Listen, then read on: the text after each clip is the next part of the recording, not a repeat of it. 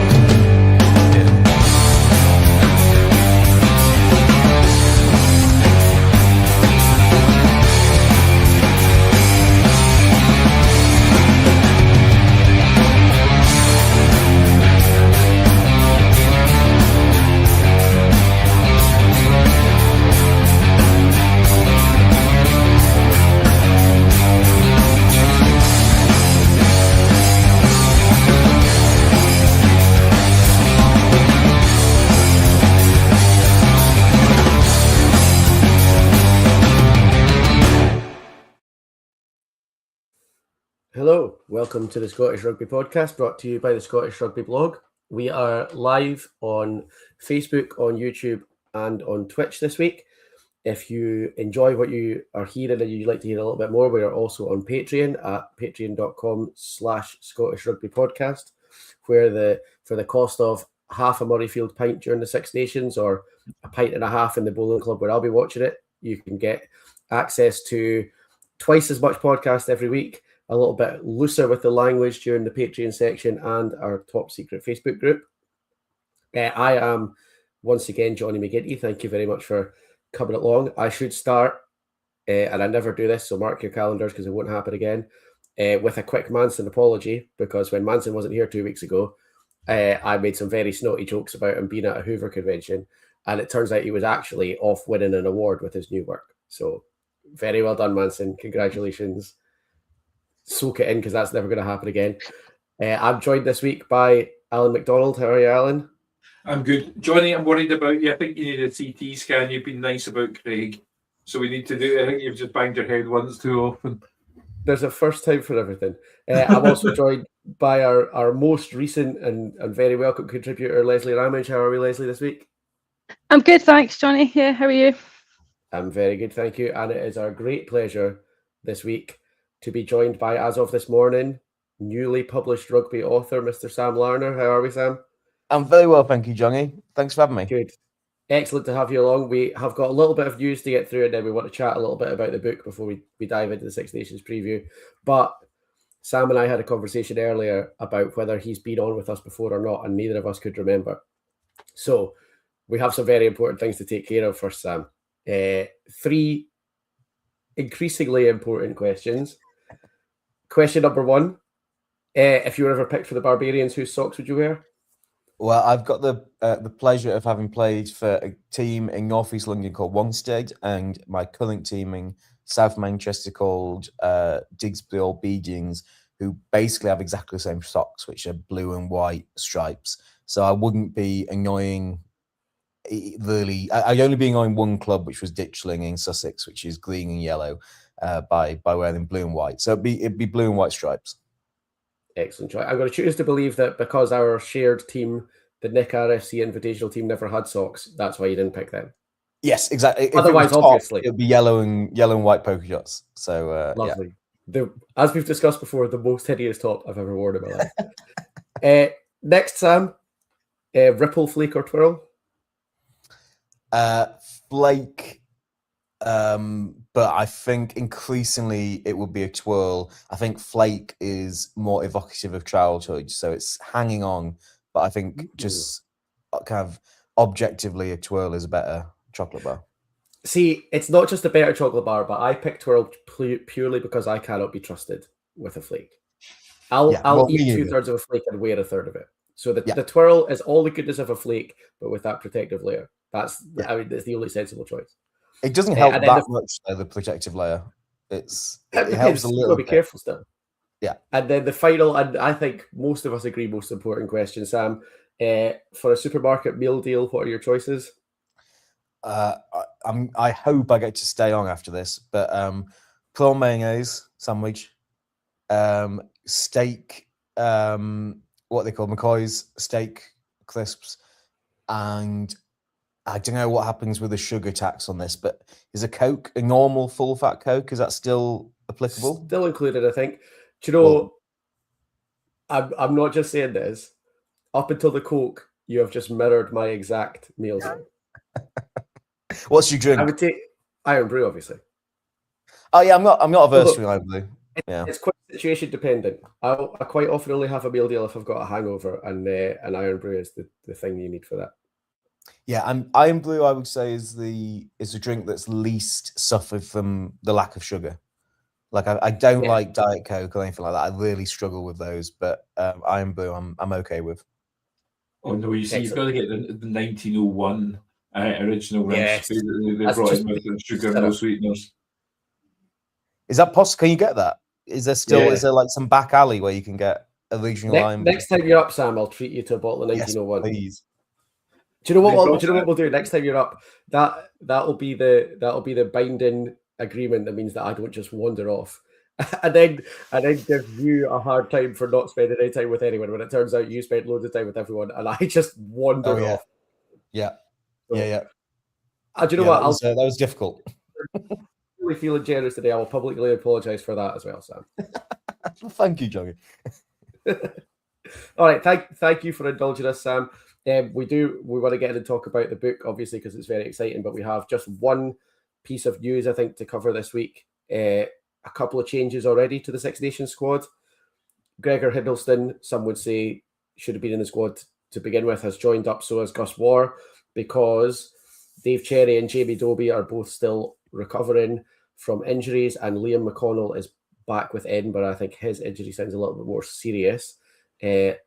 Leslie, I think we kind of knew that Jamie Dobie was slowly on the comeback trail anyway. He's probably the one I think you'd be more concerned about.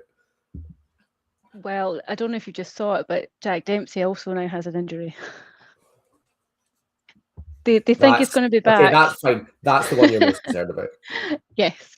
There's pictures of Jamie Dobie in training today, so I'm sure he'll be fine for next week. I don't think we need to worry. But yes, he would be, before Jack Dempsey would have been the big concern. But he seems to be okay. We'll be fine. We're fine. Let's not worry. We're not Ireland Allan, just yet. We'll come to that, don't worry. Allan, Gregor Hiddleston, straight into the squad. Do we think, does he... A lot of people thought he deserved it in the first place. If Dave Cherry can't get fit, does he leapfrog George Turner, or is he a tackle bag holder for now? Difficult to say. I honestly think, though, this is part of the operation that Hiddleston becomes the accidental player of the tournament for Scotland. Like, not picked in the initial squad, Dave Cherry injury, George Turner maybe picking up a flu bug in the morning of the game or something, and then on the bench and plays a blinder. Look, Cherry, I suppose, being charitable, so to speak, he did bring a lot of... Yeah, sorry. The Doddy jar. I think we're at 25 now. So someone better keep a note of this, because otherwise... But yeah, I think he does provide set piece solidity, and probably, he was actually fantastic in the last Six Nations. So it's maybe he was maybe there for the platform, but Hiddleston definitely deserves his chance, no two ways about it. And I think, looking ahead to the next World Cup, Hiddleston deserves and should be there or thereabouts.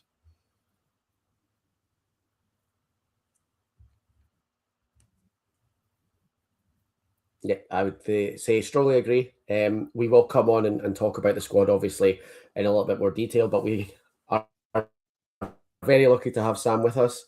I think there's a couple of little things we want to talk about. Attacking the Space, Sam officially came out this morning. Tell us a little bit about what the book is about. What does it cover? What's your hopes to get out of it? Yeah, so it's out as of today in all good and probably bagged bookshops as well, I should imagine. So for me, I'm sure you guys all think the same, but rugby is such an attractive game. It obviously within the kind of rugby Christmas at this point, where Six Nations is about to begin, our game kind of gets front and center. People come and watch these 5 games, in their kind of millions, and it's obviously attractive. It brings people in, but for me, the joy of the sport is what happens below the surface that you might miss out on if you're just a kind of a semi-regular watcher. So what I'm hoping from Attacking the Space is to bring people in, show them what's actually going on in the game, because if you understand it, it becomes so much more enjoyable. So that was really what I was kind of hoping for. And I just hope the people who whether they're big fans, whether they've been long-term fans, whether they're completely new to the game, they can read it, they can understand what's happening, and that just kind of grows their love of rugby. I know you've been working on it for a while. Do you have a highlight of the process? Because this has kind of been a real labour of love for you, I think, for quite a long time, and you've been heavily into it. Was there a moment that you were like, "Yeah, this is it"? Yeah, I think there was a few. So some of the opportunities were just speaking to people who I'd always wanted to speak to, really, who I just thought were fascinating, and then listening to them speak and realizing that they had so much to offer, and were so willing to give up time. So I'd say people like Bernard Jackman and Mike Prendergast have contributed massively, really, and just in terms of either thoughts during the process of writing it or just before, just giving insight and being willing to be completely open and honest about their experiences in the past or whatever they might be. And I'd say the more recent one was when you write it, you then want to send it out to people before it's published so that they can say nice things on the cover. And I have a friend who knows Eddie Jones, and I thought, why not give it a whirl? And so he wrote back with a very nice quote, which we've included on the cover. But in addition to that, just a single word or 2 words, which was well written. And I thought, from Eddie Jones, that's like the best thing you can ever get. That's that kind of insight. So and that kind of plays. So that was really kind of something special. I'm going to just assume that after I read a chapter for you and then said, yes, I understood that just didn't quite make the cut for the cover. There is going to be a paperback version, Jonny. So, let's just say you're going to be front and center on that one. So what's next in terms of the writing? Are you hoping to do another book, or because I know your Substack is obviously very popular as well. Is there plans for more books? Do you want to segue into something else, or a bit of both? Yeah, I think I would love to write another book. I guess it's always depends on how well these things go, but it's started off very promising. So yeah, I'd love to write another book. I've got a few ideas, but yeah, I'm not sure exactly what it'll be on yet. But we were talking about this before. There's kind of a little bit of a dearth of rugby books that are kind of about the game rather than the personalities. I mean, it's important to talk about the personalities, but the actual game, I think, is more interesting than the lack of books about it would suggest. And then also just hopefully there's a few opportunities that come off the back of this. It'd be great to kind of jump on them as and when they come. So yeah, just for now, just seeing how this goes, seeing how the next few months go, and then hopefully at least seeing another book, but maybe some other bits and pieces as well. Excellent. Well, obviously we have, for some insane reason, 7 days until the Six Nations kicks off this year. So we will use the benefit of your analysis and insight, Sam, for just the next little while. We'll talk through the Scotland squad. We'll talk through the fixtures. We'll talk a little bit about the opposition, and then I'm going to put everybody on the hot seat and ask you a couple of questions about how you think the tournament's going to go for Scotland this year. I'm going to start with you, Sam, because I think you're maybe a little bit more dispassionate than the rest of us. A lot's been made of Scotland's age profile this year. I think with Bundyaki's inability to leave the referee room door on its hinges this weekend, that we are now the only team with an over 35 in our squad. Realistically, how quickly do you think the window is closing for Scotland, Sam? Yeah, I do think this is one of the last shots at this.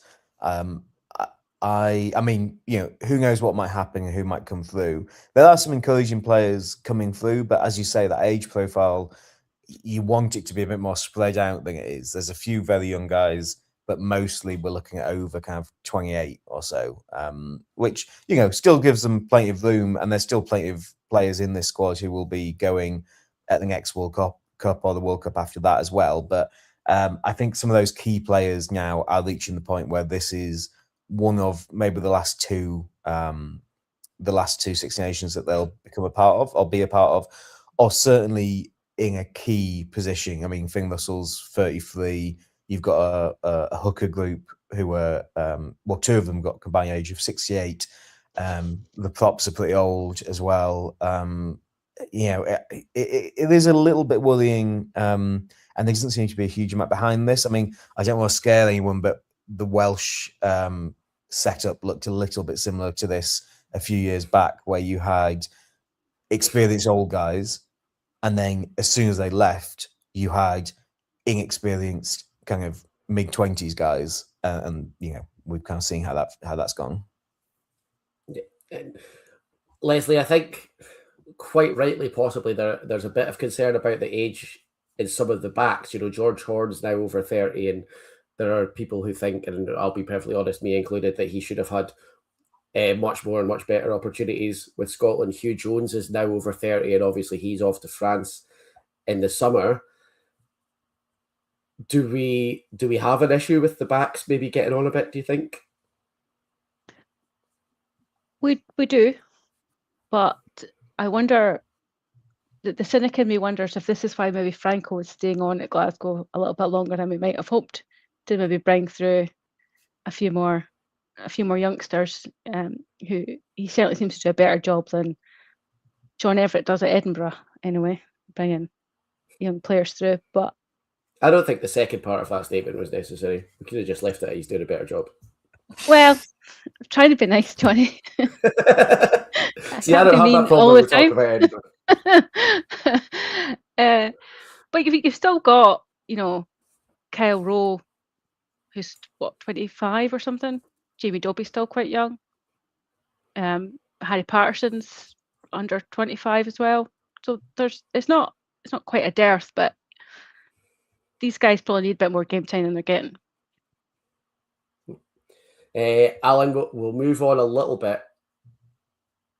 In the forwards, age maybe isn't quite as much of a concern, but there are areas in the forwards, we'll talk about front row especially, where the depth chart is maybe more of an issue for Scotland this year. We've spoken till we're blue in the face about the need for someone to sit behind Xander Fagerson at tight head. How do you think the depth chart is looking in the forwards, particularly this year? Is there any areas that we're happy with, any areas of concern? I think back row's looking good because there's a number of players that could have been picked that weren't. Second row, I think we've got more players available there than we've had in a long time. We've gone with Grant Gilchrist and Jonny Gray are in the squad, but there's other players that could have been in there. For example, Alex Samuel, that type of player. So I think there's more that there's more in the second row than we've had. That's better. Hookers, actually, I think we've got quite a lot of good hookers. It's props that are the problem. Loose head, we've got Schumann and Rory Sutherland, so we've actually got a decent couple there, but we're only 2 injuries away from Jamie Batty being in the Scotland squad, which is not where we want to be. Although he seems to be a nice chap that's liked by his teammates, but and obviously we've really got Xander Fagerson and people keeping the seat warm for the hoped-for rise of Ollie Blythe-Lafferty, and that's kind of where we are at tight head. Sam, you've obviously written a lot about this. You've written about it on your Substack and speak about it quite a lot on social media. The need for a full 23-player squad. it's undeniably an issue for Scotland, having only, I think we'd all quite honestly say, one international quality tight head. How much of an issue do you think that is in a Six Nations in 2026? Is there anything that Scotland could do to mitigate it, or is it suck it up and hope Xander can do 70 minutes? Yeah, it might be that. I mean, so there is some logic to starting your weaker prop and getting your stronger prop on towards the end, because I'm not necessarily towards the end, but there are more scrums in the second half than there are in the first half by a not a tiny margin. But you then obviously have the difficulty of basically starting your next choice prop for, let's say, half an hour and then hooking them before half time, which I don't think anyone wants. So I think with that in mind, it probably is, get him to go 60 minutes to an hour. And that's a lot to ask, obviously, because, even if he's more effective, is he more effective after 70 minutes? And, do you improve your backup in that situation if you're just giving them kind of 10, 12-minute cameos? But yeah, I mean, teams know where the weaknesses are. The opposition knows where the weaknesses are. And if they spot it, they will just mercilessly go after it. And I don't think that's anywhere that's more clear than in the front row, where, you can kind of hide your 10 who can't tackle, or you can, to some extent, you can support a fullback who's not great under the high ball, but you can't hide a tight head in the scrum. They'll just go after him if they don't think he's strong enough. Yeah, we saw it in the Glasgow La Rochelle game in the Champions Cup a couple of weeks ago. La Rochelle had a couple of injuries and they had to bring their starting loosehead, the Georgian loosehead, back on to play tight head. And Luke Pearce said to him as he came on, "Can you play tight head?" And he went, "Maybe."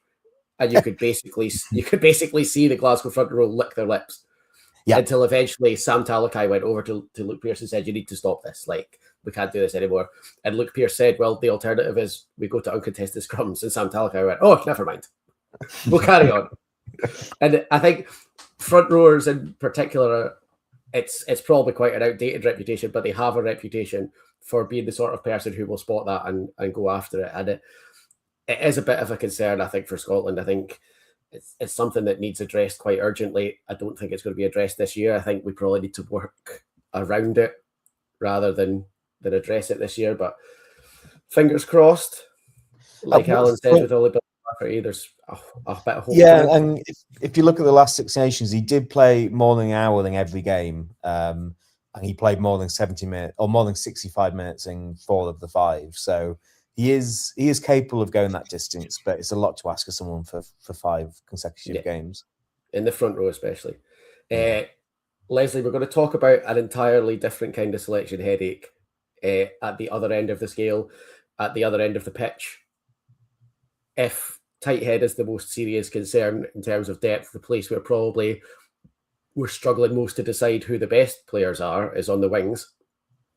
Scotland have got probably 4 extremely attractive options on the wing, assuming Jamie Dobie comes through fit.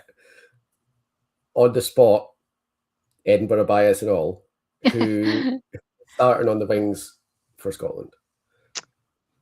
I'm going to portray Edinburgh here, and I'm going to go Jamie Dobie and Kyle Steyn, purely just because they're both in very great form, and Doohan and Darcy, let's be honest, are not going great grounds at the moment. Doohan can do it. We've seen him do it, in a Scotland shirt, and he doesn't always do it in an Edinburgh shirt. But I think Jamie Dobie is a better all-round player than Doohan, and I don't know if he's faster, but he probably is. Doohan's got the bulk, but in terms of actual skill set, I would go Jamie Dobie, and Kyle Steyn's then another leader to have on the pitch, which I don't think is a bad thing. No. And Gregor Townsend said on telly this week he's not going to. This was an insane thing, by the way, for the national coach to say, "I'm not going to overcoach too much. I'm going to rely on Glasgow formations and Glasgow strategy and hope that we can slot everybody in."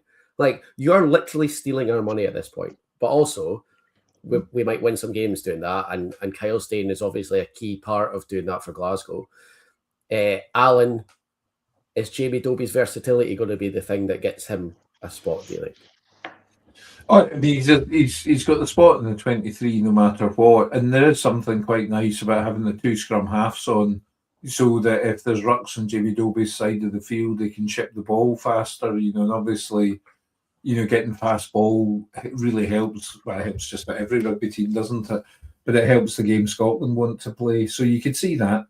I would probably have Dobie in the bench and have Darcy on, because Darcy's not been getting the ball in space. I think Scotland will be able to get the ball in space better than Edinburgh can.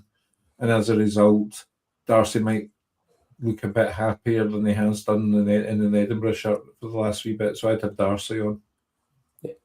Sam, to use one of the most horrific and overused rugby cliches, Darcy, Graham and Duhan van der Merwe, are they test match animals? Do you put them in the Scotland squad because of how they perform for Scotland in spite of what's happened at Edinburgh?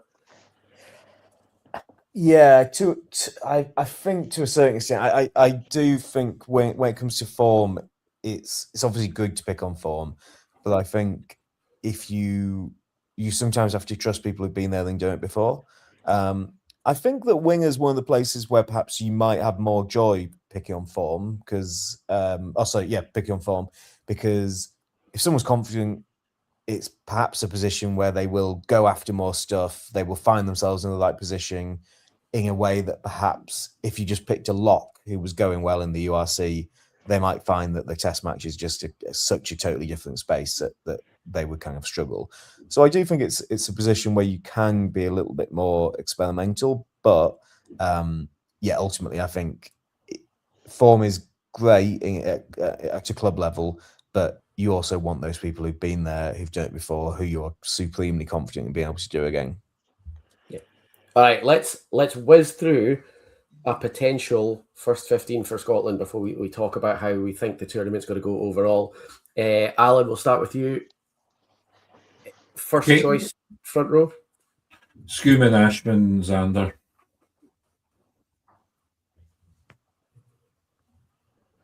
Yeah, probably the easiest job for you. I think. Do we all agree?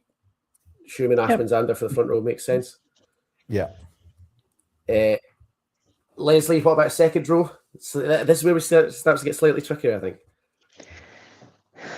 We're going to get Grant Gilchrist, whether we like it or not. He's a Tory favourite, so I think we'll see him with Scott Cummings, probably. That would be that's my guess, is Gilco and Scott Cummings. The thing is, I don't know. I think a lot of the young second rows are good, but like Sam's just discussed, particularly in the forwards, a proven ability to be able to play at that level is important. And love him or hate him, Gilco has shown that for quite a long time. So maybe the first game or two, I would stick with him and see how it's going from there. Sam, you're such a statistical expert. I'm going to give you probably one of the two most difficult ones. Who would your starting back row be? I was just seeing it if this was just a copy of what finished the Six Nations, but for me, Richie, Darge, Ferguson will probably be my 6, 7, 8. But I must admit, I don't watch as much Scottish rugby as you guys. Who's on the hunt for those three? Would you say? I think we'll see Jack Dempsey, who's an out number 8. I think it's him and Rory Darge, pretty much guaranteed. And then the other spot goes to either Jamie Ritchie or Matt Ferguson. I don't know, Allan, Leslie, if you disagree, but those I think Ritchie will be one of the more solid units. I think Ritchie will be in the bench because he's more of a 6-7 option. I hate you. I've been dying to do that to you, sorry. If you were in my class, you'd be writing down the 6 and 7 times table right now on a piece of paper. Just worth it, Jonny. Worth it. Right, moving swiftly on from Allan's absolute nonsense. I think, Leslie, are you happy to go Darge, Dempsey, one of Ritchie / Ferguson? Yes. Yeah. I don't think there's any complaints there. No. I think greatest ever Lion, Gregor Brown, we'll probably see a fair amount of this Yeah. Six Nations, but I don't think he's quite going to be starting yet. No. I mean, Glasgow use him as a bench option, as a deliberate ploy. So I think he might be the second row bench, which might give us the option of changing the entire back row if we want. Yeah. Halfbacks, Leslie, can you convince us on anything other than Ben White and Finn Russell? No, I think they're a fairly settled partnership, aren't they? I mean, I can't see Tooney changing that up. He's definitely not going to pick George Horn, let's be honest. It breaks my heart. It does. But as you talked about earlier, Jamie Dobie's probably for the bench. So yeah, Ben White for starting with Finn, and there's no way Finn's not starting. So yeah, I think that's a fairly settled combo there. Sam, I'll give you an easy one, and I'll leave the trickier one for Allan. Hugh Pilotu, the world's number one centre pairing. Yeah, I don't see why you change that. Really, I think stick to what's working. And they are so good together. I don't think there's call for shifting that around. Yeah. Right, Allan, you've got a tricky spot. Do all three of the back three. Okay. Well, I think Darcy, Kyle Stein, and Blair Kinghorn. I think that's the. You could argue Darcy might be Jamie Dobie. I think Dobie's on the bench in a 6-2 split with Tom Jordan, but yeah, I think Darcy, Kyle Stein, and Blair Kinghorn. I would agree. I think that's probably the most likely. So we're saying, barring any fitness disasters, Schumann, Ashman, Fagerson, Gilchrist, Cummings, Darge, Fagerson, Dempsey, White, Russell, Stein, Tuipulotu, Jones, Graham, Kinghorn. I agree with Allan. 15 we've ever had. I agree with Allan that I think we could see Jordan squeezed in and Kinghorn pushed to the wing to create two playmakers. Not that that's ever really been something that Townsend's been that keen on. He seems to want to just give the keys to Finn Russell, but I wonder if there might be a bit of evolution that brings in that second playmaker. I think Tom Jordan has now proven not only that he did it consistently and at a very high level for Glasgow in the URC, he's now doing it for Bristol in the Prem and in Europe. So I think he's really taken a step up as a player. We don't want to not have him included, but he's also not Finn Russell. Yes. And, as Allan said, Jamie Dobie and Tom Jordan are two of our most versatile players, two of the more versatile players in Europe, probably. And they cover a lot of space between them in two backs. I'm not in favour of a 6-2 split for Scotland. I think Scotland should have as many backs as possible because our backs are still our strength. But if we are going to only have two backs, Jamie Dobie and Tom Jordan are the two to have, I think. So, team out of the way. We've got a couple of things to discuss, and then we will do the URC review / preview in the Patreon. I think the Edinburgh contingent probably need the comfort of being behind the paywall with their language a little bit before we discuss this most recent block of URC. Quickly-ish, Leslie, what does success look like for Scotland in the Six Nations this year?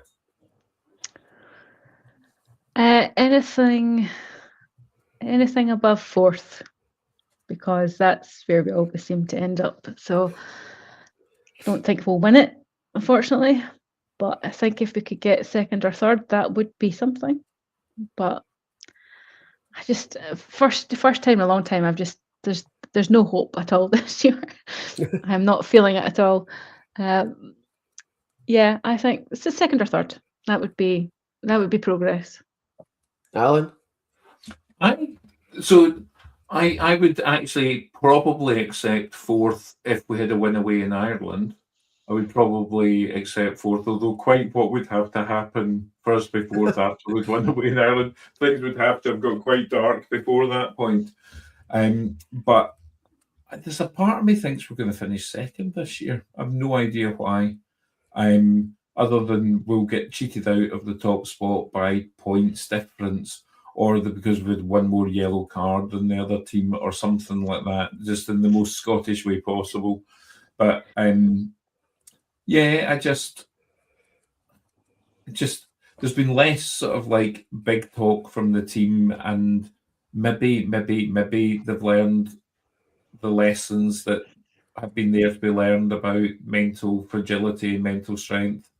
And if there's a strong cohort of Glasgow players, any team that can be 21-0 down to lose and come back and win cannot be mentally weak. So yeah, we just need a bit more mental strength. Right, Sam, we've had blind Scottish optimism, we've had trademark Scottish pessimism. Please look at the data, be realistic. How would you say at the end of this tournament, what would make you say Scotland were successful? Well, it's to a certain extent, it's a favourable way the fixtures have fallen, because although you've only got 2 home games, they are the 2 toughest home games against England and France, which is advantageous. I also think that playing Italy first up, if you're going to finish up there, you obviously need to be beating Italy. So I think playing Italy first up is therefore quite advantageous, and sandwiching Italy and Wales sandwiching England between Italy and Wales is not bad, because you get one under the belt against Italy, you get a big game against England, and then even the trademark kind of Scottish downturn after the Calcutta Cup should still be enough to beat Wales. And then it's just, if it's 3 from 3, then it's all to play for in the last 2 matches. And I think that going to Dublin, needing to win could be a fantastic match. But in terms of what would be successful, I mean, as we said, the window is potentially shutting on this incarnation of Scotland.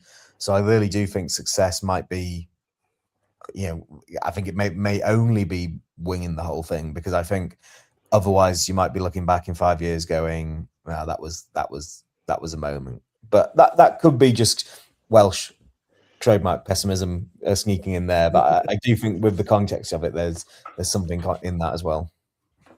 I think from my point of view, I am a lot more similar to Leslie. I think I had I'm going to sound like a total Munster fan.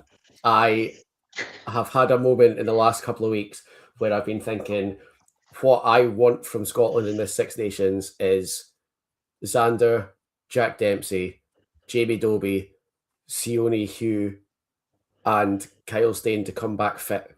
Because at the moment, I struggle to see Scotland in the Six Nations as anything other than an impediment to Glasgow's success in the URC in Europe. And I think that's a horrible place to be in, because I've always been a Scotland fan. I was a Scotland fan first for quite a long time. Now I'm a bit like, please don't ruin the Glasgow players, because we've got a lot of big important games coming up. And that's a shame, and it's really horrible, but that is the level of faith that I have in the Scotland setup, which is horrible. But I think that's probably where I am. Hopefully, I'll kind of, once the tournament starts, get on board with it a little bit more. But yeah, at the moment, I think I'm more Team Leslie than I am Team anybody else. I think you're right, Sam. I think Scotland need to have a really good performance. I don't think we can say we finished third and that was a success.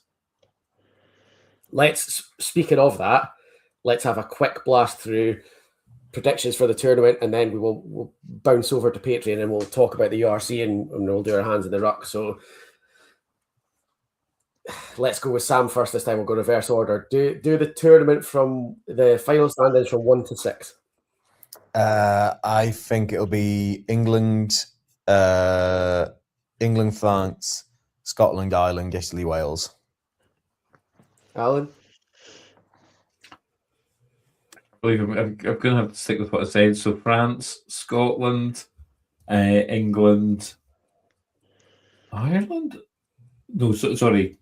Ireland, England, Italy, Wales. France, Scotland, Ireland, England, Italy, Wales. Yeah. Alan, if you're right, I would love that. Leslie? England, France, Ireland, Scotland, Italy, Wales. Interesting. We'll come back in 2 months and see. I think when I tried to work it out the other day, I was pretty close to Alan, but I was France, Scotland, England, Ireland, Italy, Wales. So let's There's come no back. movement on the bottom two then. No, yeah, I think sadly for you, Sam, that we're all kind of on the same page on that one. Yeah. Unfortunately, I don't think anybody likes it, but that's where we are. Listen, so Your grin is too massive. I'm trying my best. I'm trying my best to say we don't like it. I think that probably about wraps us up for the tournament. So we will switch off the public portion. I'll do my little technical wizardry, and we will continue for our Patreons. We will discuss this most recent block of URC, and then we'll get through Hands of the Ruck. But if you are leaving us now, thank you very much for joining us. We'll see you back here next week. No, we won't. Sorry, that's a lie. Because, as I mentioned earlier, there's a Six Nations game on next week, on a Thursday night. So we will see you in 2 weeks to discuss Scotland's first game against Italy, the first round of fixtures. And we will be back here every week through the Six Nations and back at the end of March to see how right or wrong our predictions were. Patrons, stay with us. Everybody else, thank you very much for joining us, and we will see you soon. It's bye from me and bye from Sam, Alan, and Leslie. Bye. Bye. Bye.